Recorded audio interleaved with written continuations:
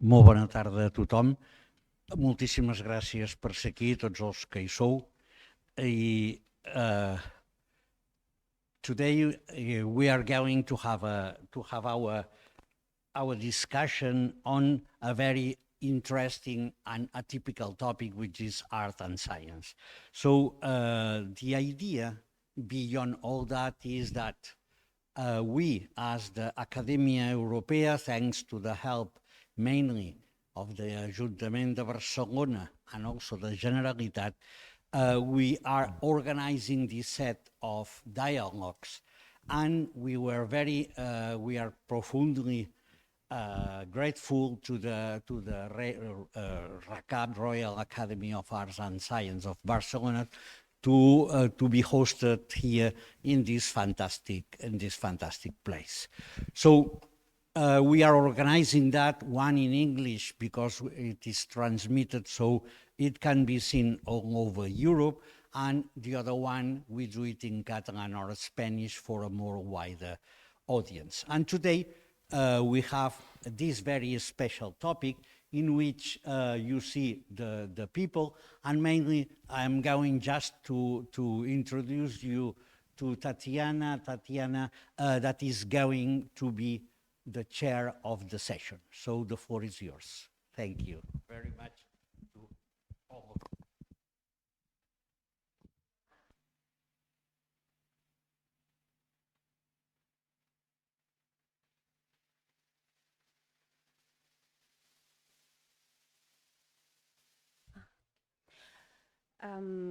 Yes, so the inclusion of the letter A in the word STEM marked the beginning of a new artistic movement. Movement of this kind of art that is not only influenced by science, as it was, for example, Cubism. The Cubist artists, they were giving their own interpretation to the scientific ideas that were at the air of the time when they were living. But the artists from STEAM, they directly co-create and collaborate with scientists, and they use the technology also as a collaborator. So today we're here to speak about this. Barcelona, it's a wonderful place to start this kind of conversation because of its rich web of research centers and good art quality centers. We are really very lucky to have a lot of artists, a lot of curators, a lot of scientists that collaborate, and they all live here in Barcelona. Within the STEAM, the artistic research has its own very special place. The difference between the scientific research and the one which is based on artistic methods is that the artistic research doesn't aim to produce a new knowledge or a new theory. Artistic research focuses on the generation of insights, of understanding of our reality. Now we have the first speaker is a curator who works a lot with artists from the STEAM group of people. Luis Nacenta, he is the M of these letters. He's a mathematician by his first education. He also holds a PhD in humanities. And please tell us, Luis, how did you turn into art and curating? And what does artistic research mean in your career? That's a difficult question. all these questions. Thank you, Tatiana, for the introduction. I don't think I can say how art started in my career because it was always there. I could explain how science started because I don't come from a scientific family, so that was like my interest to jump into science. But art was always there. Should I go on? Yes, please. Okay, So, thank you, Tatiana. Thank you, Jean-Marc Petit. Always a pleasure to have the chance to address an audience of scientists in such a beautiful and special venue, which I have to say it's a bit impressive. So I have to take the courage to try to be a proper speaker in that context. I'll try to make it short because I am really curious to hear what you have to say, and I'll suggest some provocations, some provocative ideas to try to get your reaction on it. I know Fran quite well because we have collaborated before, and I know that he will make a very good case based on practice and experience on why art should get closer to science. How many possibilities, ideas, and things art will gain if it gets closer to art. So, in order to make a proper conversation, I will try to do the opposite thing. I will just try to answer that question. Why should science approach art? And I should say that the should, it's not moral at all. I mean, I have no idea about what science should do. That would be crazy of me. But I say why art should approach, why science should approach art, meaning what I think that I can argue in favor of that, getting closer to art. I mean, I don't think I can just say that that's what science should do. I think I can argue in favor of what science will gain if decides to do that approach to art. Why should science become more close to art? And I will answer right away. My answer would be because science should reclaim the future. I think science should reclaim the future. That's the answer I suggest to my question.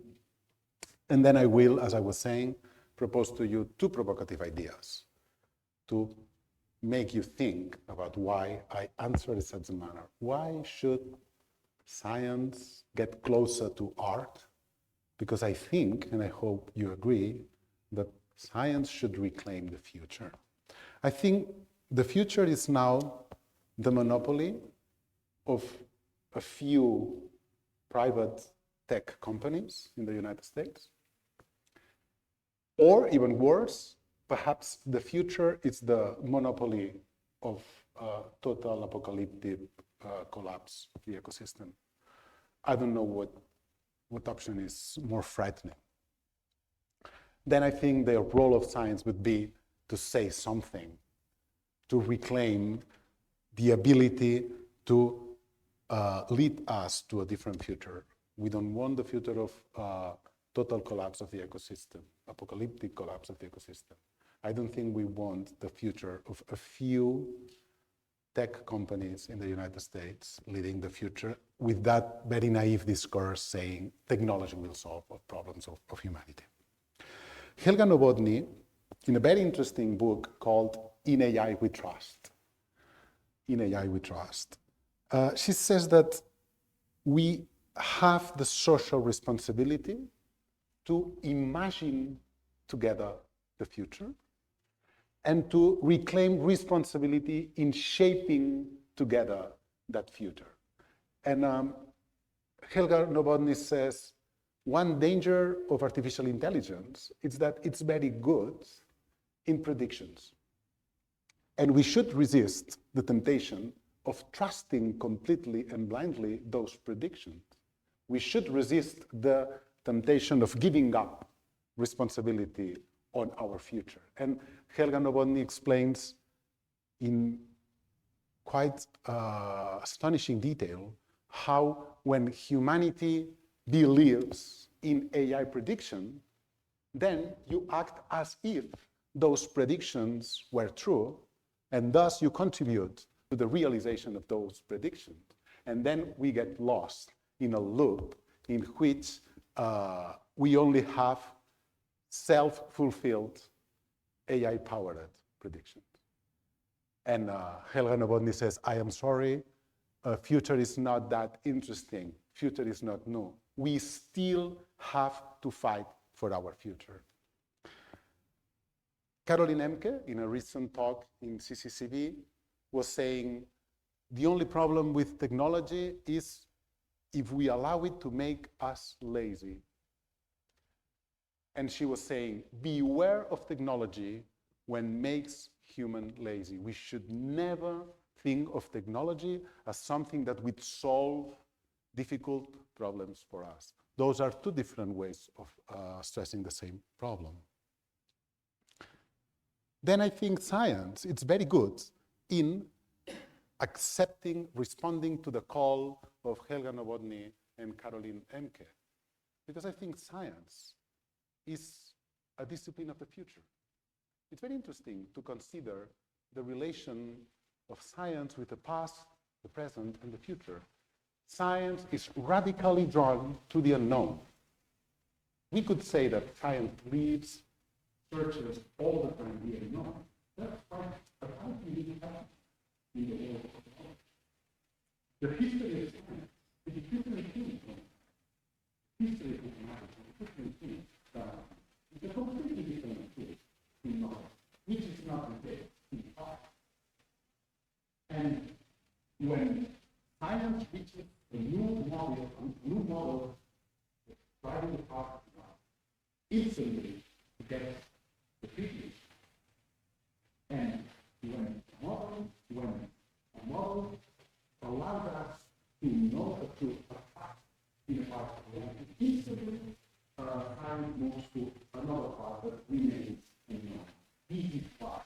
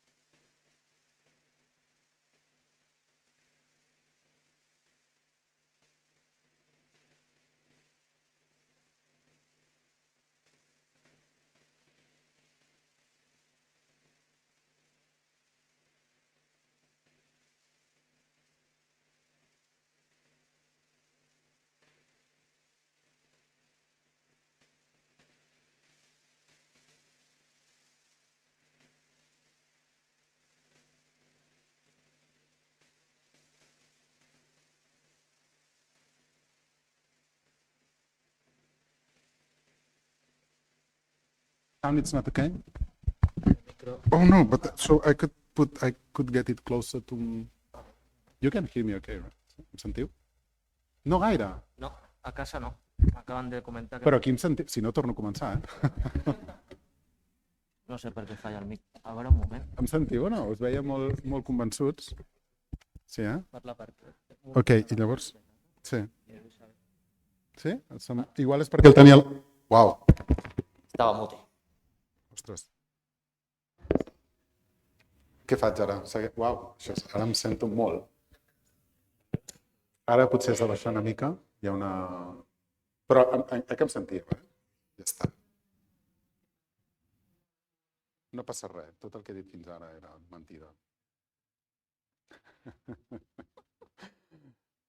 No passa res, perquè després conversarem i sortiran totes les idees. So, I should go on. So, the first provocative idea that I suggest to you all is science should get closer to literature, but not to fiction. Why I say that? I don't think that in this moment, I think the reality shows us that we are not socially very willing to be led by science toward the future. I think this is an obvious thing. Why is this happening? It might be that perhaps we have the right to demand from science a closer look into how it works, and in particular, a closer look to its language and methods. So perhaps a good thing would be that the language of science would not be that obscure. In an article written in 1967, entitled From Science to Literature, Roland Barthes says that the language of science needs to be neutral and needs to be transparent in order to convey the knowledge of science, the content of science, that is supposed to be apart from language and previously existing to language. So science relies on an idea of the language as something separate from the content and neutral and transparent.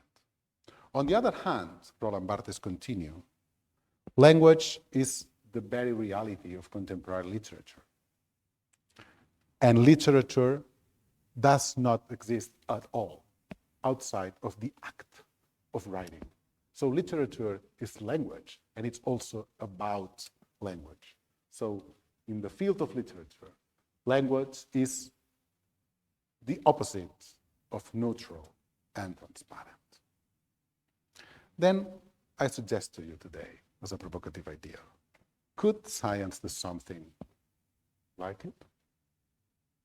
Could science become aware of its language and consider the idea that the language that it uses has an effect in the meaning it conveys? Of course, this is a crazy idea, or this sounds probably as a crazy idea, but I know that artists could help scientists in doing, let's say, some steps in that direction. The problem, of course, is the notion of fiction. It's interesting to consider, and Roland Barthes explains that very well, that literature, it's a very good and comprehensive expression of science. We could probably say that the whole science, the whole scientific knowledge of humankind is properly expressed in literature over the history of literature. Also, it's interesting how literature, it's a very good description of reality. I mean, if I read Marcel Proust, I learn a lot about France in the beginning of the 20th century. So the only problem is the idea of fiction. Fiction is the concept that keeps literature separated from reality. And of course, I would not dare to suggest that science would become fiction. If I dare to suggest that science could get a bit closer to literature, I mean, it could be aware of the language. And that would be a way of making scientific language more open, more ready to be understood by everyone. And I said that as a mathematician, and I know, and that's been a concern of mine for a long time now. I know how absurdly difficult mathematical language might seem, but I can tell you it's a very simple language. It's far more simple than natural language. That is a fact. Could we think of a scientific, not fictional literary language? Is that idea completely crazy? That would be my first provocative idea. And the second and last. The second idea that I will suggest you to try to make science more connected to the problem of collectively deciding, imagining, and shaping our future is an idea about art. And it's the idea of considering art as a fundamental science. Is this crazy to think that art could be thought and practiced as a fundamental science? In particular, artist Lua Koderk, that perhaps you know, she describes art as the fundamental science of making sense. The fundamental science of making sense. As if when we are born, and we have no idea about nothing, and we gradually learn to see, to touch, to listen, and then we live that moment zero of making sense of ourselves and our environment. Or as if an extraterrestrial being landed this afternoon in Ramblas. That would be nice. And he would look around in case he had something that we might call eyes. He would look around at Teatro Poliorama and the cars and the birds, and in some moment he would do some gesture. I mean, that moment zero of making sense, when he would find some coherence in that crazy thing that is La Ramblas. That moment zero, that is what Lua Koder describes as art. So, the moment zero of making sense in a context of utmost complexity, of absolute complexity, ends with no previous code available. That's the situation that this extraterrestrial newborn would be. Facing complete complexity, an extreme complexity, and with no previous codes to relate to that complexity. I don't think that's a situation really strange to science. I would perhaps say that's a situation quite common to science. Would we, if we think that experimental science is not very keen, it's not very willing to consider the fundamentation of mathematical logic as the fundamentation of the language, the mathematical language that experimental science uses. But that's the actual foundation of the language that experimental science uses. So that would be a way just to become aware of the mathematical foundation, the mathematical logical foundation of the mathematical language. But that would go in the other direction that I was suggesting. That would be to make scientific language even more complex and even more separated from the language that common people can understand. Would it be completely crazy to consider another option, and would be to try to base science in that fundamental science of making sense? Would it be completely crazy to think of an intuitive, complex, non-coded way of making sense of a complex situation as the first step, as the basis of science? I know this sounds crazy, but I know for a fact that artists would be very good in helping scientists to do some steps even perhaps small in that direction. So I conclude with those two ideas, and having answered my question. We live in a world of crisis.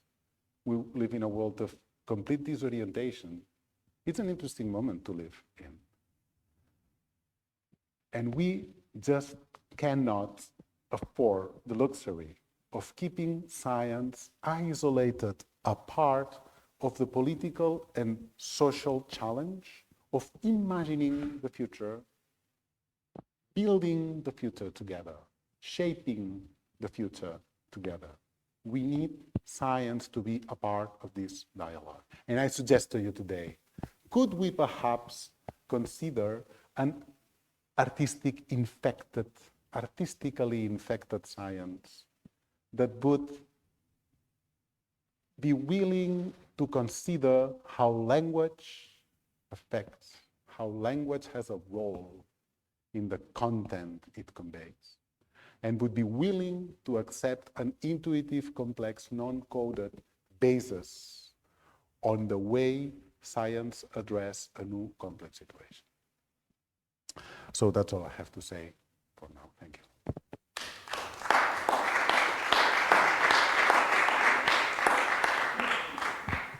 Thank you.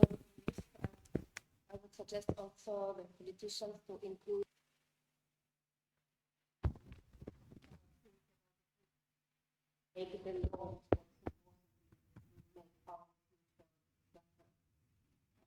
I couldn't agree more. I couldn't agree more.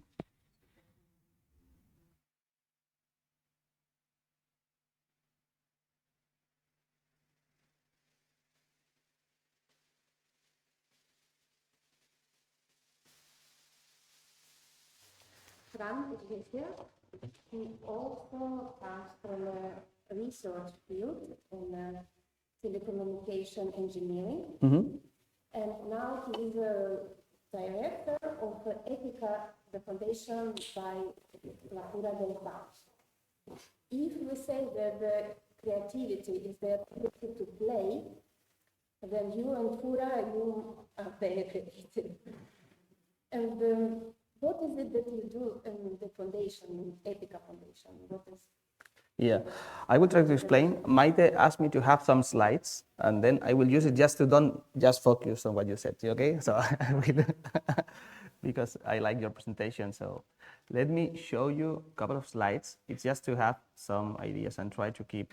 I am Fran Iglesias, the manager of the Epica Foundation from La Fura del Paus. First of all, thank you, Jaume, Maite, everybody, to invite us here to this kind of magnificent and a bit too much building for me.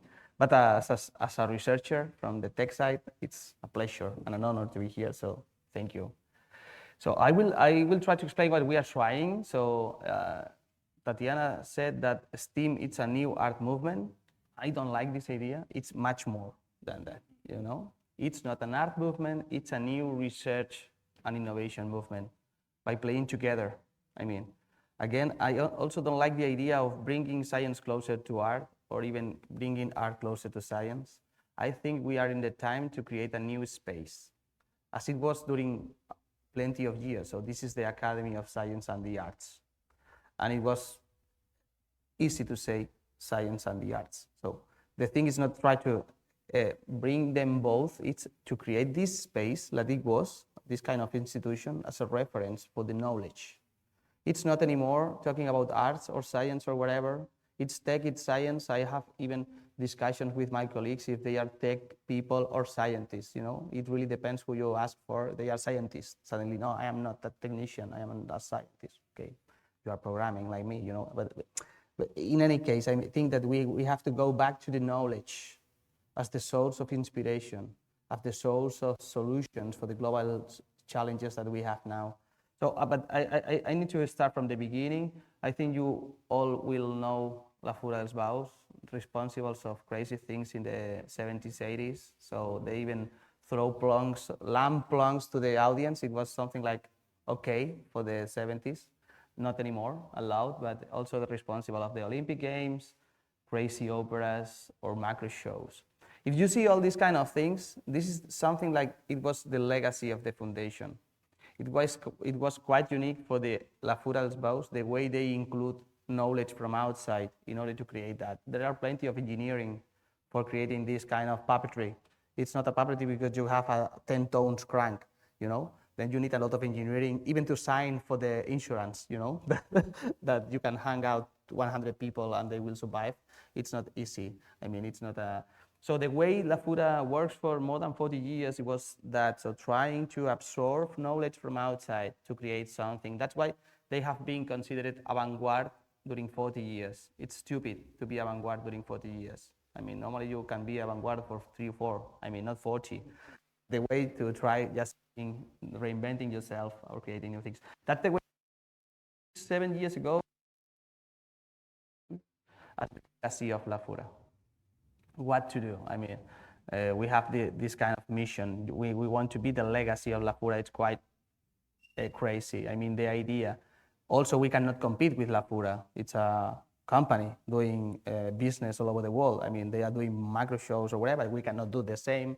So we try to understand the potential and the context. If you go to the La Fura history, it was nice to see, if you see the evolution, born 1 year after the Garrote Bill.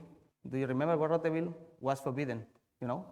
Whoa, after 40 years of darkness from Frankfurt, suddenly it was a matter of freedom. That's why when you see the shows from La Fura of these ages, people just need energy. You can throw to the people. I remember when Pep, the president of the foundation, told me, well, we cut the car, we take the door and throw it to the people. And my question was, and what they did? I mean, they just move. And why? I mean, what if they don't move? I mean, and they say, oh, they will move. I mean, I'm throwing them a door. Imagine you do it now in the Palau Sant Jordi. You take a door of a car and throw it to the audience. I will be at least 10 or 12 recording the door, you know, and then you will kill them. Well, but the context was quite important. I mean, the context, La Fura was La Fura because it was in the 78. Now we are in a science-driven society. Everything is related or due to science, or explained by science, or imagined by science. So it's a completely different context. That's why we decide to go there with the foundation. Try to talk about the future. If we are talking about the future, we are talking about science, because I like the idea of science fiction. It's nice when you go to your labs, the future is already happening in your labs. The future for society is already happening. It's not the future anymore. It's something like it's already happening there, and they will reach us in 4 or 5 years. Artificial intelligence now, we are quite late for that. It was done 10 years ago in their labs, and now we just can't decide if we put in front of that but it will happen, you know? That's the way we have to be, really closer to science, really closer to knowledge in order to be ready to talk about the future and not, as always, about the past. So that's why we get into that. And our mission is easy. It's just to reposition back culture and creative industries as a standard player in the research and innovation ecosystem, as it was in this super interesting academy, together with science, trying to work together, trying to cross-pollinate together, trying to imagine new futures together. It's not anymore if we are scientists or artists. For example, I am a telecom engineer, so I came from Fraunhofer Institute, from research centers here in Barcelona. I was the secretary of the Spanish ISO Secretariat for Future Internet. But now I'm the general manager of the AE-BKH Foundation, and the president of the foundation is one of the founders of La Fura. So, and we have to try to gather an agreement. That's the potential. And in this, just in the middle, it's when you can really go for new ideas, new futures, new connection with society. And the vision is, it's not quite new. It's exactly the same of this house. Horizontal collaboration between humanities, science, and technology. It's a source of plenty of new opportunities. That's it. I think this table has a lot of experience of that. But I don't know why, some years ago, we decided to really split them in different hotspots. So then it's a clear idea. I always show this slide because I really like it. We have science, that means knowledge, that means research, the discoverers, the ones that discover new knowledge. Then suddenly appears technology as the source of business opportunity, enablers, innovation. That's why when suddenly science and technology just connect, the growth was exponential. But then we have art, we have future visions, we have critical thinking, and now we have disruption. And of course, when you add society, you have context, you have meaning, you have new narratives, you have global solutions for these challenges. So this is quite easy. And then once you put them together, to just get this one, so we are in Europe, we have to do that. It's disruptive and responsible research and innovation. That's why I talk about the STEAM. STEAM is not an art movement, it's a new movement for research and innovation, including, of course, artists as another player, with the same chair, not with a better chair, but not as an invited people. They are part of the research. And this is quite unique. This is not in China, that everything is allowed if it's for control. This is not US, that if everything is allowed if you can make money. We are in Europe, and we are supposed to be like that. So, and these kind of buildings are, for me, a pleasure to be here, you know? The Academy of Science and Arts, cool, I mean, easy. 100 years of history, right? So this is not new, it's exactly the same. Because there are plenty of opportunities and challenges, of course, in the boundaries. The boundaries, the intersections, not the concept of frontera in Spanish, no, it's intersection. It's just in this space in the middle where we are free to say what we think about, not what we know, because there are a lot of big, good things in science, but a lot of limitations, and exactly the same things happen in the other way around in art. So science, for example, they have a lot of limitations of trying to imagine entropy, because they are quite rigorous on that. But this combination is quite nice to understand. Scientists are quite unique on trying to solve problems, but really bad to imagine the problems. I was quite used to develop super incredible useless technologies in my research lab. I was expert on doing that, you know. Crazy technologies, for what? I don't know. You know, this is a bit stupid. So we have to work on that. So how we are able to create fake realities. This is quite easy for the artists. The artists are really used to create fake realities. Is everything fake? When we do our experiments in the EPICA Foundation, everything is fake, but it's much more real than a simulacrus. If you want to test a smart city platform for emergencies, you cannot try it in Plaza Catalunya. It's not allowed. Or if it's a simulacrus, you will take your jacket, you will send your last email, then you will see if everything is okay, and then you will leave. This is not real. We can create a party, and we explode a bomb, and people run. 5 or 6 years ago, well, 5 or 6 workshops ago, the deputy mayor of the city of Badalona came running to me, hey, Fran, I can have the police here in 3 minutes, and say, no, it's okay, it's part of the show. Are you sure? Yes, this is sure. But this is a nice sandbox for experimenting. This is perfect. He was scared. That's cool. Because in this way you can simulate. We are now really fans of digital twins. You know, we can simulate whatever we want in a computer. Well, why cannot we do human simulations? But with the rigorosity of science, for these experiments, we went to the ethical committee of the research center. We have to be rigorous. We have to be coherent. And then we have to find the middle space where we all feel comfortable. I can play with my fake bombs. You can play with your fucking ethical committee. That's cool. But in this way, the collaboration, it's fair. You are looking for something different that I am looking for. That's perfect. But this synergy can be good for both. In this way, collaboration persists. We are part of a STARS project. It's the STARS is Science, Technology, and the Arts. It's something like an elite program from Europe. And I had this discussion, this is real, with the Sony people. It's a partner. And the general manager is a friend, Italian guy, really smart, told me, hey, Fran, I have one problem with that.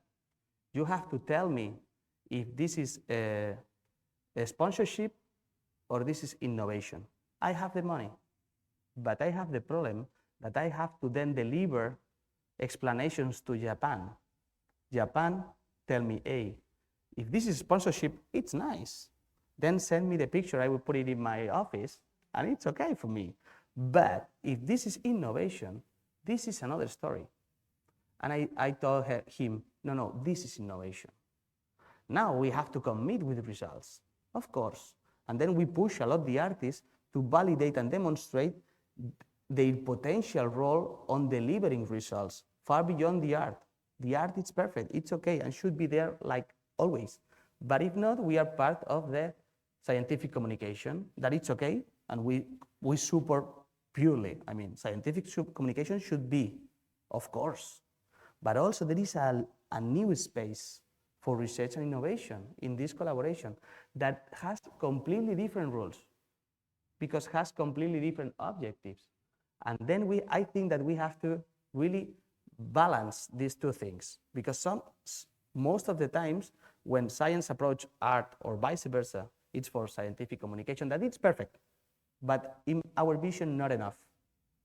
There are much more opportunities, but of course, keeping scientific communication.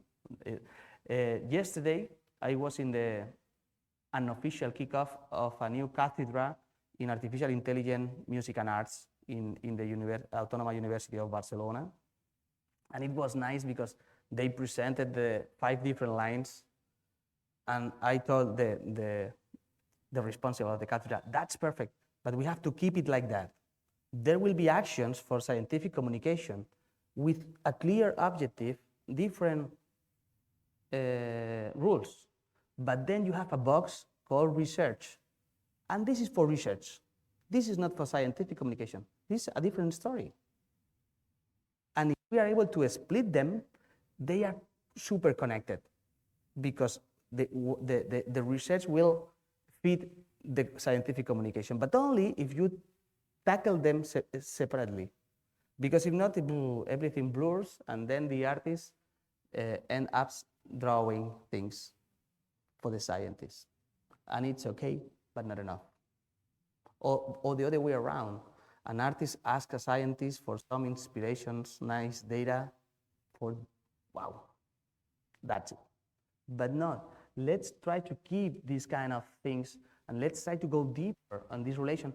It has been done forever. I mean, I would not talk about the Leonardo Ateliers because it's too much, you know? But the English coffees, it's a key element for the Industrial Revolution. English coffees. Why?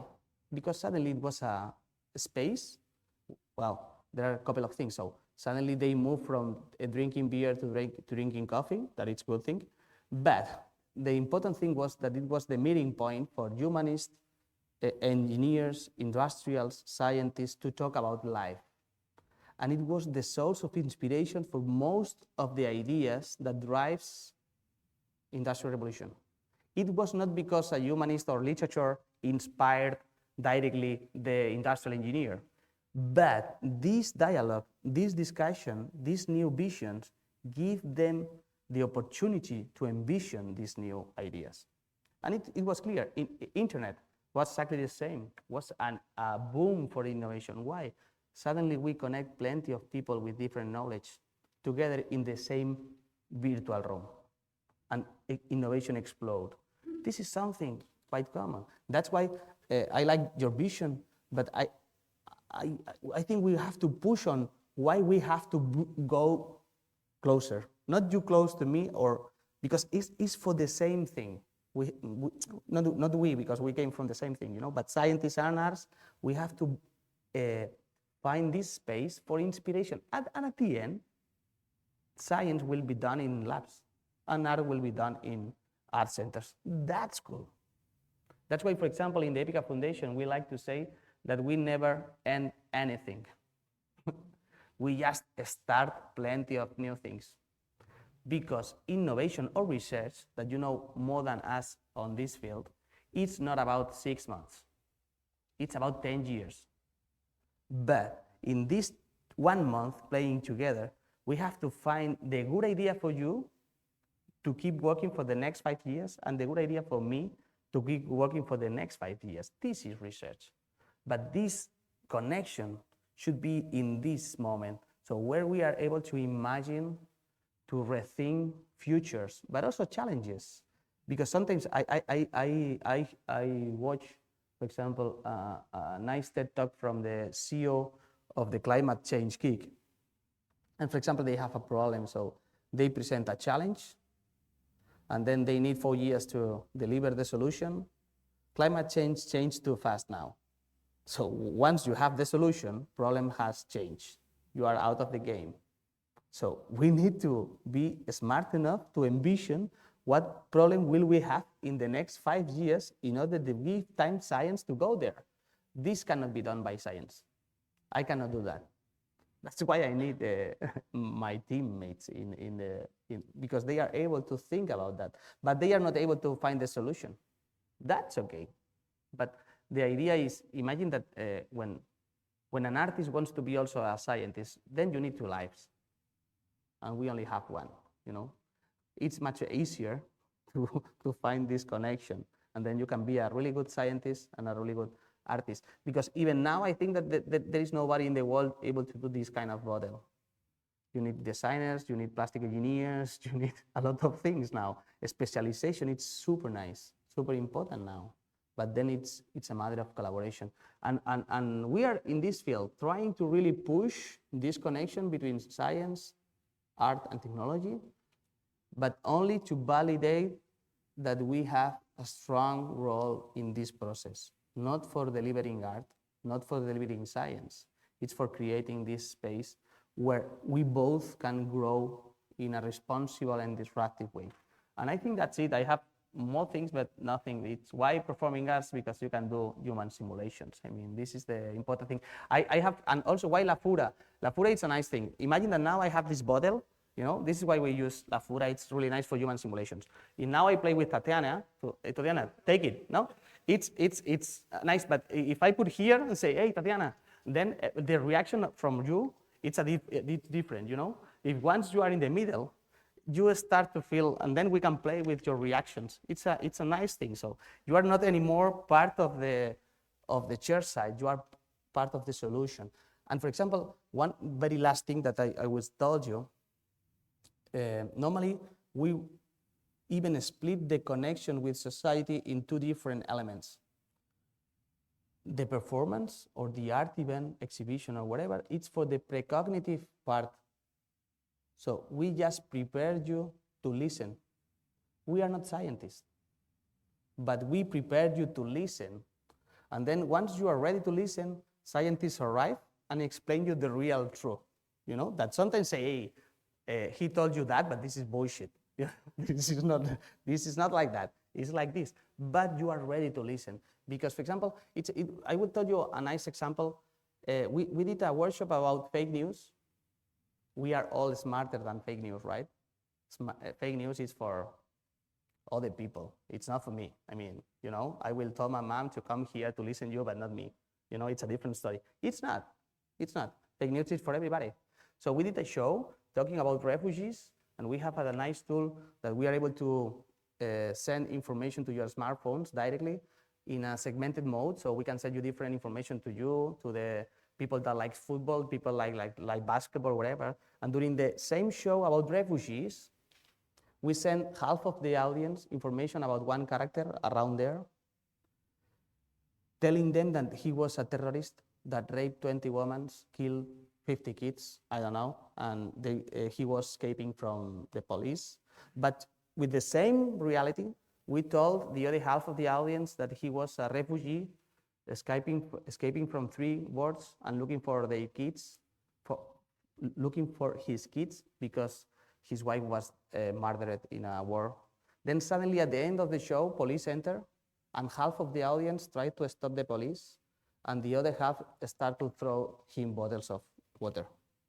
Then you suddenly realize how we are not experts, but with small details, we were able to modify your perception of the same reality. But it was modifying the perception of you and your couple that you are so similar. It's not the difference between you and one small kid from Ecuador. It's between you and your couple. And then suddenly they were ready to listen. And then when the scientists arrived to explain us how fake news works, everybody sit and listen. And the most common complaint that we have was that the part with the scientists, the debate with the scientists, what we call performaforum, was too short. That's super nice for us, because normally when scientists arrive, stand-up people leaves. And they will there complaining, hey, we need more time because we need to understand. That's perfect. But the cognitive part should be done by an expert. But the precognitive part should be done by an expert. But they are different experts. The only thing that is that this knowledge share between the scientists and the artists should be fair enough in order to let the artist, for example, talk with coherency about what's possible and what's not. And I think that's it. So I don't want, because I prefer the debate, and thank you for being here.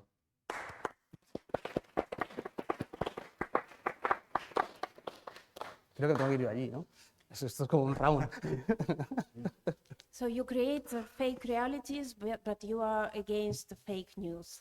Yeah, sure. I mean, it's everything faked.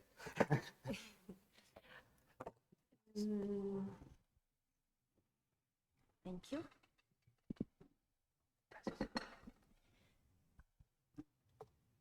I was thinking about the. ¿Qué busca Percy? Pasa la. No, la alta voladora.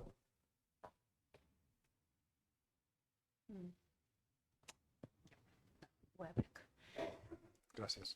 Thinking about the STEAM art and when there was not such a big division, actually there was no division between arts and science. At that time, before the era of illustration, the artists, they could do all sorts of the experimentations and their scientific discoveries in their studios.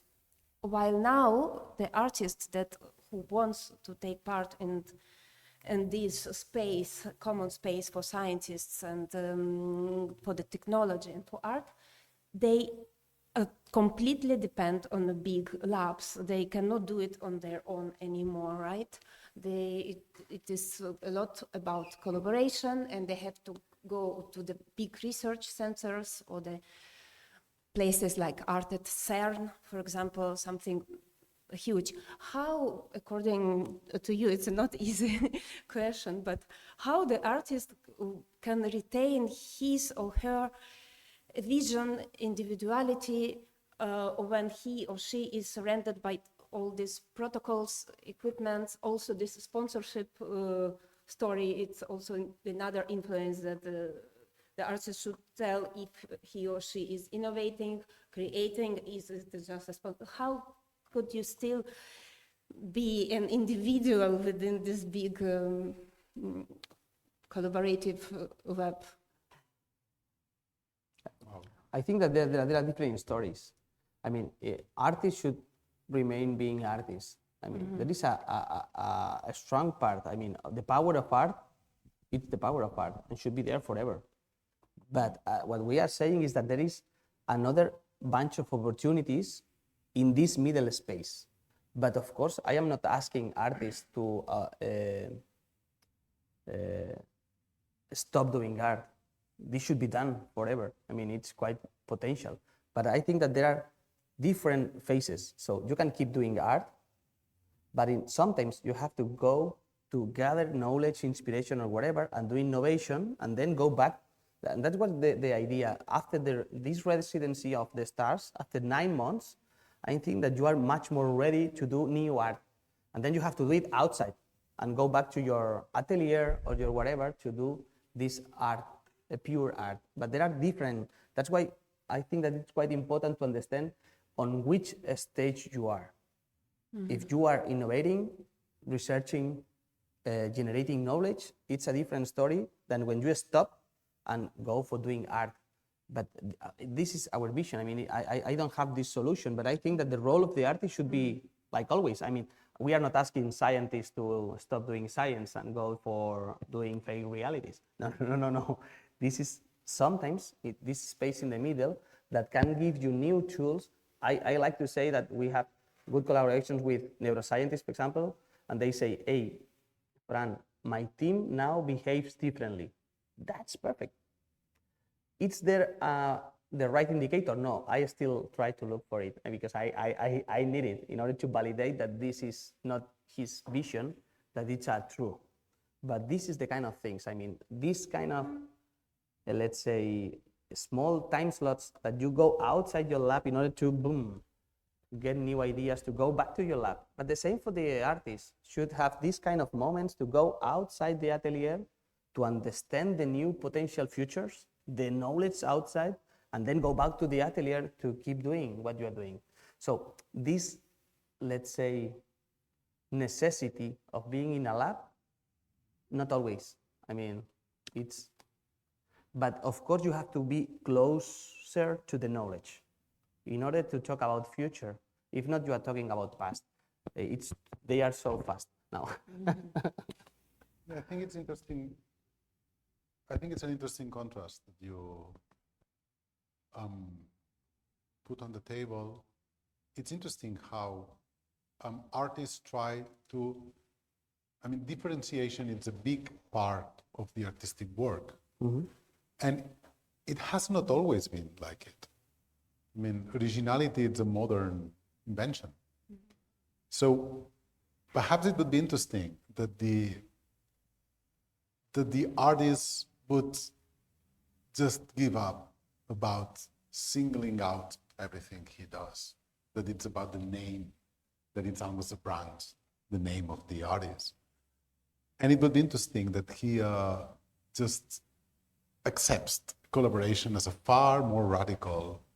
And it's interesting to think of how science works nowadays. I mean, I remember when you study the history of science, I remember my teacher saying the generation of Albert Einstein and Henri Poincaré and this kind of scientists, those were like the last scientists that somehow know everything. I mean, those in the physics field, those were the last that knew everything about physics of the time. After that, it was too much. And then when you reach the quantum physics, you have a group of people that were good at different things. And now science, it's not, I mean, the most spectacular advances in science are done by teams of a lot of people around the world. That's very interesting. That is very interesting. And art works this way somehow, but art is not ready to accept that. And I don't think that would mean to say goodbye to that very important thing in art, that art is about details, art is about singularities of how one particular person does one thing. But that's different. That's a different story, that singling out the authority of the author. So it would be interesting that art could be affected by science in this direction. Exactly. I think art is still resisting, right? It's still there holding its Yes. authorship. And Yes. yeah. You have some examples of some artists that started to sign together with their scientist, the main scientist who would accompany their research. But those examples are not so many, actually, still. And then we all have these new big names that we know that they have a big team working for them that also includes scientists, but the art is always signed by the artist. So it's a bit of food for thought. The same is in the IP, you know? In the science, they have always the IP, that in some papers, it's just the IP, but it will be the IP forever, you know? It happens in everything, but I think that we have to try to also take advantage of this ecosystem that you are saying. Yes. Because the art, for example, I think that art and sports are the most aggressive fields, let's say. In the art, if you fail twice, you go to a restaurant. I mean, for a waitress or whatever. I mean, there is no way to fail. But there are plenty of scientists that will put all the life validating that there are a lot of things not possible. And it's okay, because it's not failure. This is knowledge generation. So you demonstrate that this is not possible. And it's quite perfect because the next one, and that's why science is accumulative and art it's not.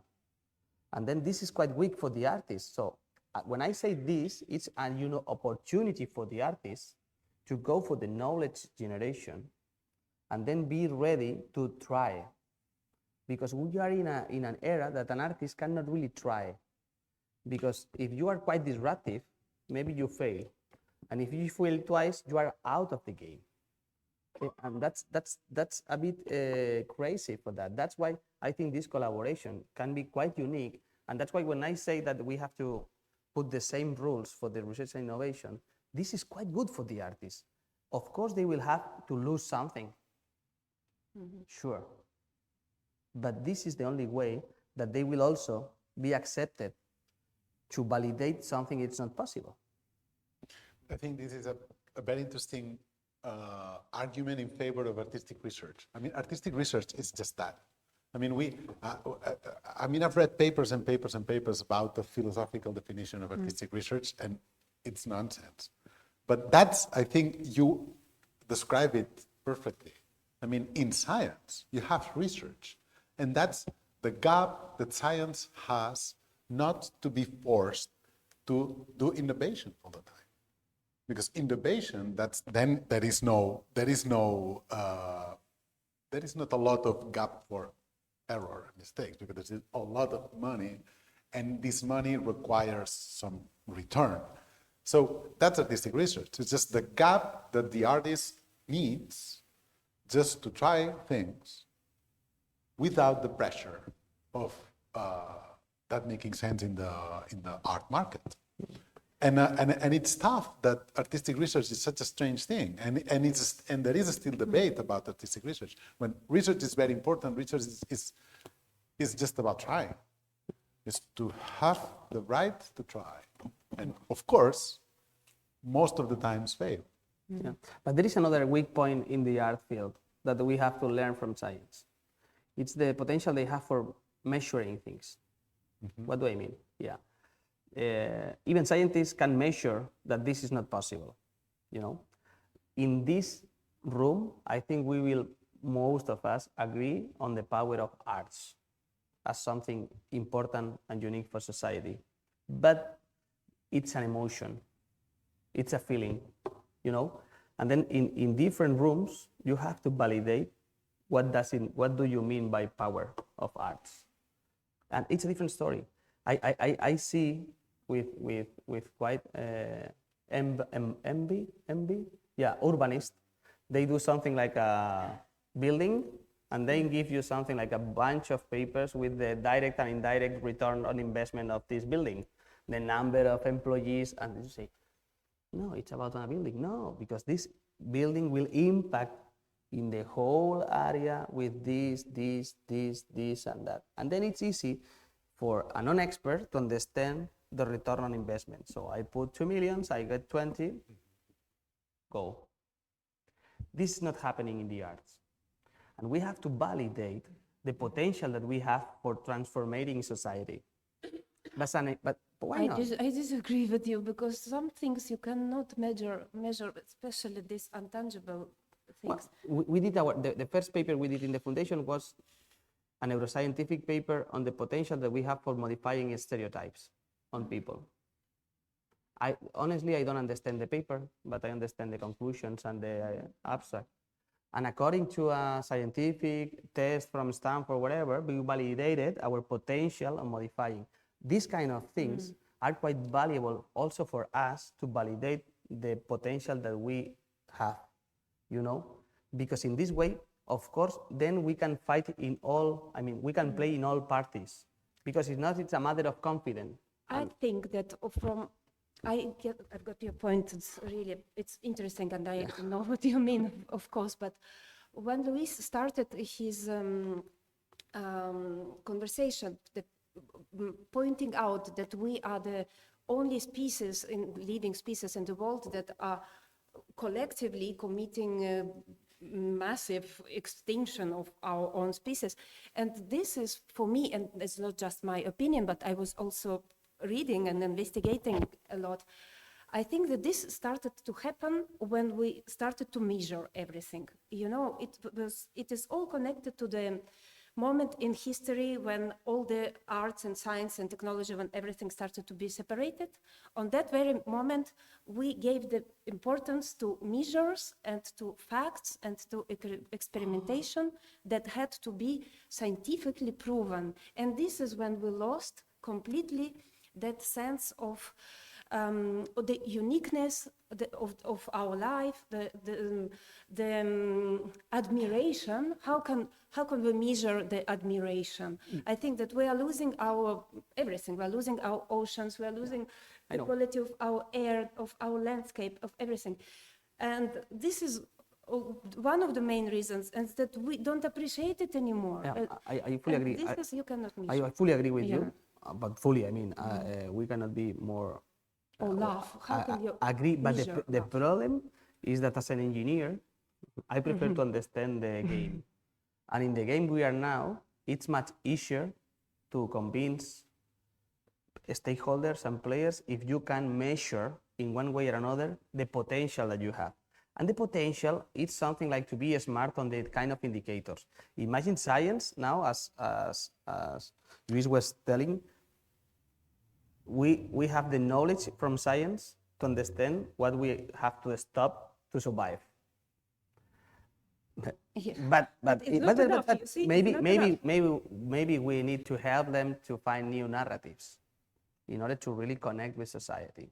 You know, the language that you were telling. So the way we explain this to society, trying to avoid rumors and facts and whatever, to try to go to the point, connect with society. If we are able to validate the potential that we have when merging with scientific knowledge in the way we are able to convince society to understand the problem, this is a potential thing.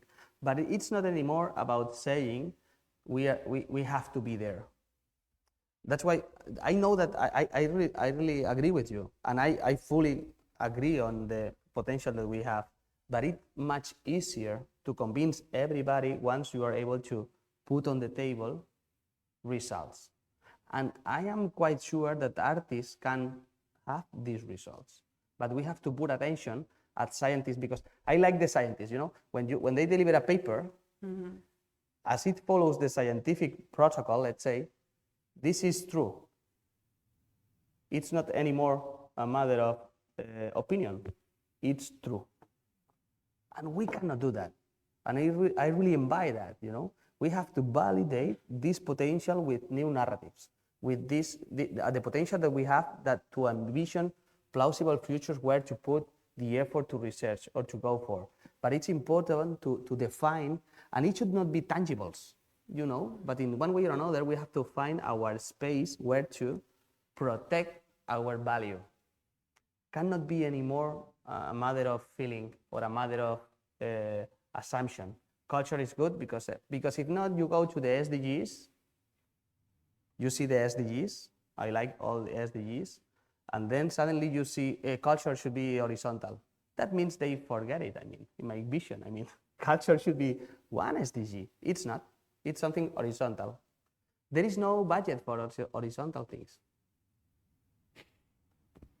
No, I'm an engineer, so I want to understand why there is no budget for horizontal thing. It's something like when you have a problem, try to do a commission if you don't want to solve the problem, you know. But it's exactly the same. We have to be part of that, and we have to really convince everybody of the potential that I fully agree that we have it. We have just to think on the proper KPIs, and should not be money, should not be shares, should not be hours, should be something intangible maybe, but in a way to really demonstrate that society needs connection with science, needs connection with global challenges, and we can have a strong role there. If not, it will be something like a matter of people sensitive to that. And I think we are in the moment that we have to jump to be like science, a fact. But this is my... I think that art can, combined with science, can help us to reconnect. This is probably this language that Luis yes. But yes. Can we measure this potential of reconnecting with society? it's very interesting to try to go beyond measure. And for instance, with the hype of artificial intelligence, artificial intelligence has a huge weakness, and it's dependence on data. And then the computer scientists complain because there is not enough data. But I think that's not the main problem. The main problem is that a lot of things are not data. And not everything can be Data. translated into data. So if we build a society where we blindly accept the diagnoses and the predictions of AI, there is plenty of things important in life that will just disappear. But you are a mathematician. Everything can be explained by mathematics, right? Yeah, but mathematics are far. I mean, mathematics are far more interesting than that, and are about crazy. I mean, I can deal with infinity like this, and in a way that experimental science cannot do. But that's technology. But I think it's very interesting in the field of experimental science. Yeah, sure. We were taught that experimental science rely on measure in order to contrast the hypothesis. I'm really curious to know if this is a simplification, because there is a process before you establish the experimental process. And I think I don't really know it, but I am curious to know what part of that process that finally you check in an experiment that, of course, it's about measuring results. What part of that it's a knowledge that it's not possible to reduce to measure? Yeah. Yes, please. Of course. Two very, very fast things. One, you were referring to Einstein. So just 100 years and a few days ago, he was talking in this same room. Okay. Was he? That is impressive. I don't think, Fran, that we can. The second point is that every time more and more, some people is trying to understand fuzzy concepts. For example, in the last years, I've seen a lot of people trying from science to understand things like enhancement. You think, what? So if you look at the research on this kind of concepts in science, is crazy. So the amount of things that we are learning on enhancement or happiness or things like that. But my question, to which extent, there are two concepts that I would like you to discuss. One is to which extent we can say that what tells apart science and art is the role of intuition and the role of subjectivity. Do you want me to start? Yeah. I think that the intuition and subjectivity in the pure thing, I mean, it's really shared between the artist and the scientist. You as a scientist always start a research with an intuition, and then you try to figure out how to validate your intuition. But we claim that this is not true. Yeah, but it's we are trying, but honestly, we are working with the SIG in trying to analyze the creative process of the scientist and the artist, and they are exactly the same processes in the brain activity, let's say, with different time frames. As you are used to have much more time, your windows are much wider than the artist ones, that they are faster, let's say, but exactly the same. This kind of ideation, euphoria, frustration, and then maybe desperation in the artist or no, but this is but exactly the same. I don't think that they are, I mean, we are trying to, the only thing that they have is that, for example, in the art, you have much more freedom to operate, let's say, than science. At the end, in the delivery mode, let's say, but because you can talk about non-tangible elements like enhancements, happiness, or whatever. But the intuition and subjectivity. Well, it's not. That's why, for example, there are different kind of arts that you can like it or not, but there are some kind of arts that really don't connect with everybody. There are others with much more impact. Well, it really depends on. But I think that the creativity, if you go even to the definition of creativity and innovation, it's not from the science and it's not from the art, it's from both. But if you go outside and ask people about innovation, and the 10 keywords that come to your mind, there will not be art. But you go to the definition, it's there. And if you go to creativity, exactly the same. It's related to science and art. But it was like always, like from this house, the Academy of Science and the Arts. And now we are in a different discussion due to, I don't know why, that we split them, boom, in different things. And science is for something, art is from a different story. But we can find a space in the middle for something together. Because I think that from this thing, you can create, if you go to a European project, you have plenty of different experts from different fields defining the architecture or the analysis, and then dividing the problem in different hotspots, you know? And then at the end, you go deeper and deeper and deeper, and then it really depends on a specialist or the specialist or a PhD or a postdoc, you know? Because even once you go deeper in the science, you go thinner in your expertise.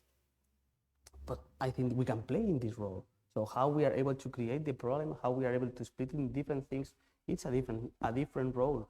But I don't think that the commonalities between a mathematic and a bioengineer, it's like the DNA from a chimpanzee and a human, you know, it's 98% exactly the same than from a mathematic and an artist. It's 98%. Yeah, you know, it's I don't know. But this is our vision. I mean, the thing is that should be something like in our soul to be really ready to learn, to understand that we have to learn a lot, but we also have a lot to share with the other. And then once you start sharing knowledge, but not a masterclass, you know. I remember when I called the scientists and they came for giving a masterclass AA, I am a bit worried about masterclasses, you know. It's a matter of sharing things, sharing knowledge. We are not talking anymore about your expertise. We are not talking about anymore about my expertise. We are talking about something in the middle where we are both equals. And then once you are able to take them out the stars as an expert, they are much more free to innovate, because you are free to say something outside your expertise field that can be wrong.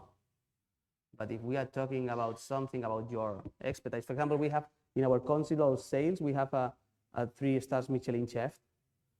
And he said, that's super nice because here I can say what I think about, not what I know.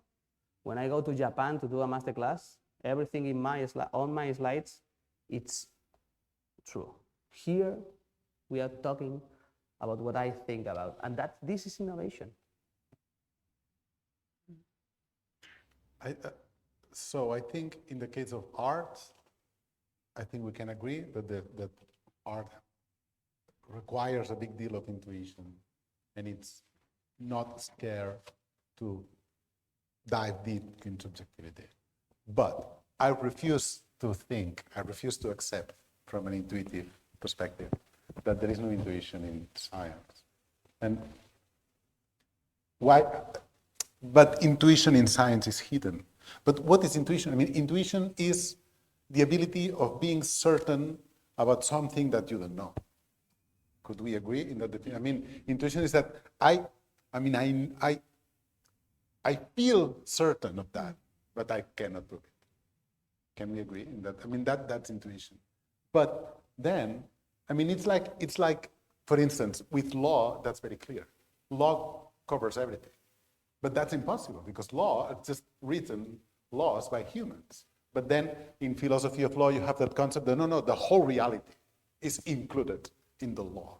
If something happens that no one thought of that before, then a judge for the first time would agree that, well, we would judge that for the first time in that. So the problem that a field of knowledge needs to convey the whole world, the whole reality. And this is also a thing for science. I mean, scientists, you are very keen in saying, well, that we don't know. Of course, because you are very honest and very responsible, and you are very careful. But have you about seen the draws saying of things. Ramon y Cajal? I was about thinking about Ramon y Cajal. I was That is a very clear the, example. his intuition. It's That is a now very clear demonstrated example. that he was in Yeah. the right intuition. But it That was, is a very, yeah, thank you. That's a very good example. So, but in the end, science, it's about everything.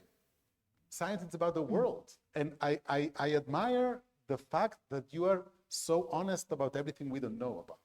But in the end, if I am sick and I want to cure my sickness, or if we are destroying the environment and we need to undo that process, or if people are hungry and need to develop agriculture, those are complex problems in reality, and science would not cover the whole of it. So we need the intuition of scientists. I mean, scientists, we cannot just accept that they refuse to intervene when they simply do not know enough. So that would be my stress for intuition in science. And also about subjectivity, that's far more difficult. I mean,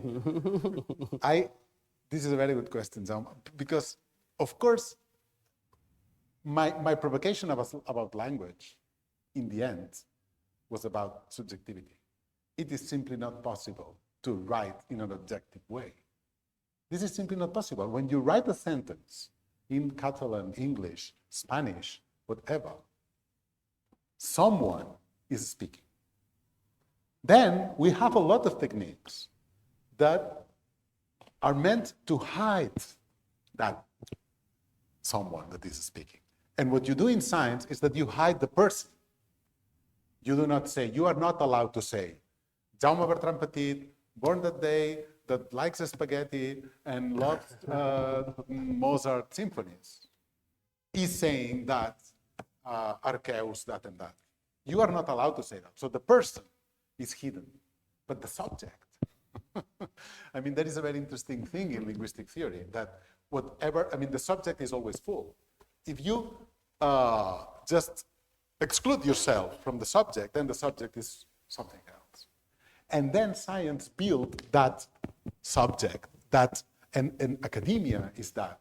You build, but that subjectivity, it's a consensus. It's a scientific consensus, so it's a collective subjectivity somehow.